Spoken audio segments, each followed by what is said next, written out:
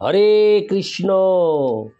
আজ 25শে মাঘ 1431 ও 8ই ফেব্রুয়ারি 2025 একাদশী ভৈমী বা ভীম বা জয়া। এই ভীম একাদশীর দিনে আমি শ্রীমদ্ ভাগবতম পাঠ করছি। আজ আমি পাঠ করছি শ্রীমদ্ ভাগবতমের চতুর্থ স্কন্দ প্রথম ভাগ ষষ্ঠ অধ্যায়।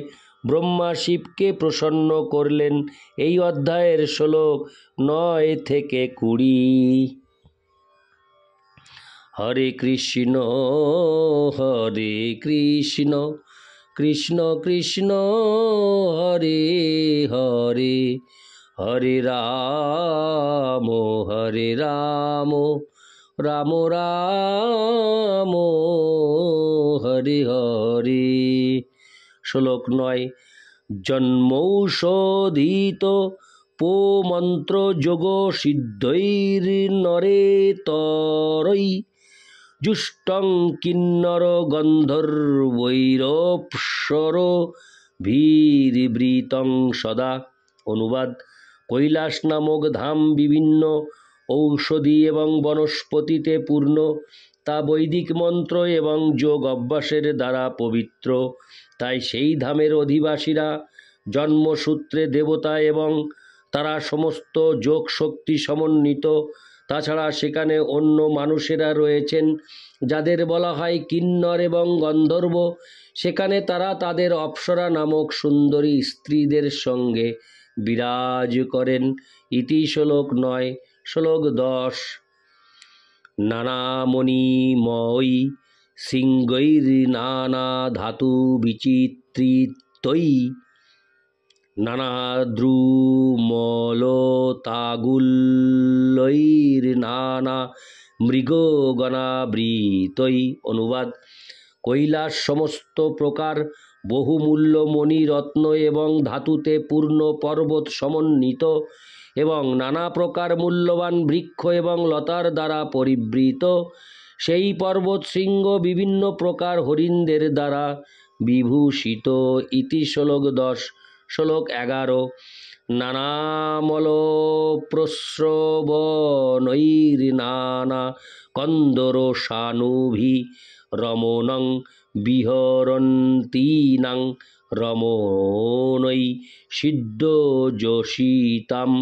অনুবাদ: সেখানে বহু ঝর্ণা রয়েছে এবং পর্বতে অনেক সুন্দর গুহা রয়েছে যেখানে সিদ্ধ রমণীগণ তাদের কান্ত সহ বিহার করেন। ইতি শ্লোক 11। শ্লোক 12। ময়ূর কেকাভীরুতং মদান্ধালিবি মূর্ছিতম প্লাবিতৈরক্তকণ্ঠানাং কুজিতৈশ্চ পতত্রীনাম।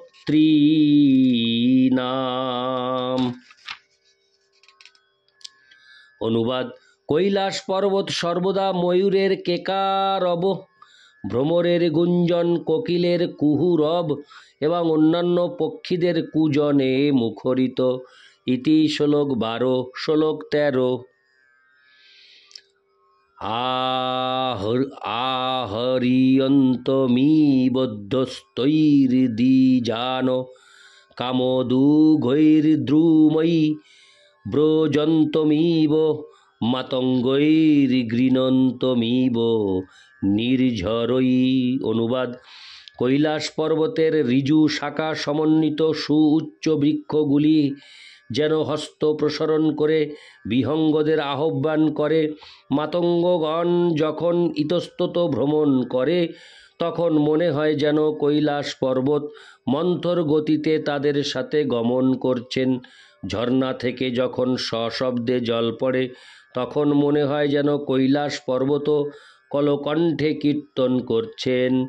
ইতি শ্লোক 13। শ্লোক 14 থেকে 15। মন্দারৈ পারিজাতৈশ্চ সরলৈশ্চোপশোভিতম তমালৈ শালতালৈশ্চ কবিদারাসনার্জুনৈ চ্যুতৈ কদম্বৈর্নিপৈশ্চ নাগপুন্নাগচম্বকৈ পাটলাশোকবকুলৈ কুন্দৈ কুরবকৈরপি।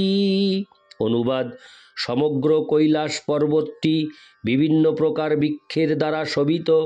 তাদের কয়েকটির নাম এখানে উল্লেখ করা হয়েছে: মন্দার, পারিজাত, সরল, তমাল, তাল, কবিদার, আসন, অর্জুন, আম্র, কদম্ব, ধূলি কদম্ব, নাগ, পুন্নাগ, চম্পক, পাটল, অশোক, বকুল, কুন্দ এবং কুরবক। সমগ্র পর্বতটি এই সমস্ত বৃক্ষের দ্বারা, হরে কৃষ্ণ, বৃক্ষের দ্বারা শোভিত, যাতে সুরভিত ফুল ফোটে। ইতি শ্লোক 14 থেকে 15। শ্লোক 16। স্বর্ণার্ণ শতপত্রৈশ্চ বররেণুক জাতিভি কুব্জকৈর্মল্লিকাভিশ্চ মাধবীভিশ্চ মণ্ডিতম। অনুবাদ: অন্যান্য বৃক্ষও সেই পর্বতকে সুশোভিত করেছে, যথা স্বর্ণবর্ণ কমল, দারুচিনি, মালতী, কুব্জ, মল্লিকা এবং মাধবী। ইতি শ্লোক 16। শ্লোক 17। পনস দুম্বরাশ্বত্থুপল্লক্ষণ্য গ্রোধহিঙ্গুভি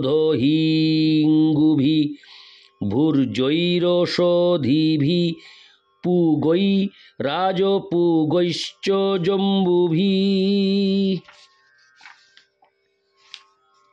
অনুবাদ: কৈলাস পর্বত অন্যান্য যে সমস্ত বৃক্ষের দ্বারা শোভিত সেগুলি হচ্ছে কাঁঠাল, অশ্বত্থ, প্লক্ষ, নগ্রোধ এবং হিং উৎপাদনকারী বৃক্ষ। সেখানে সুপারি, ভূর্জপত্র, পুগ, রাজপুগ, জম্বু ইত্যাদি বৃক্ষও রয়েছে। ইতি শ্লোক 17। শ্লোক 18।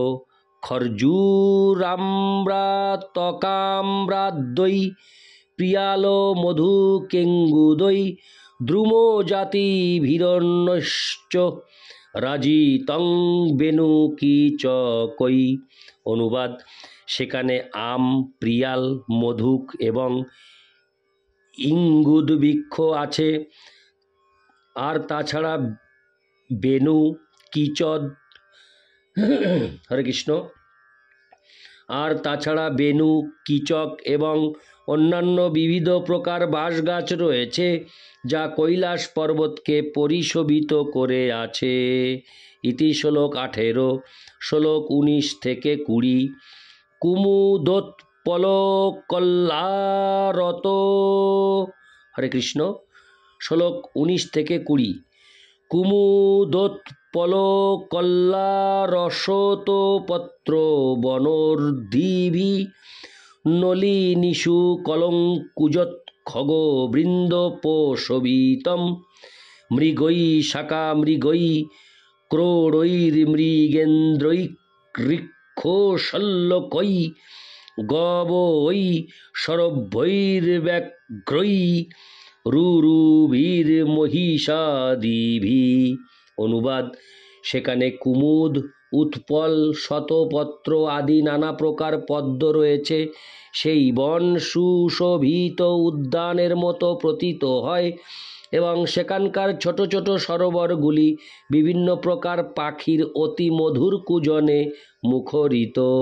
সেই স্থানটি হরিণ, হরে কৃষ্ণ, সেই স্থানটি হরিণ, বানর, শূকর, সিংহ, ঋক্ষ, শল্যক, নীলগাই, বন্য গর্ধব, ব্যাঘ্র, রুরু, মহিষ ইত্যাদি নানা প্রকার পশুতে পূর্ণ।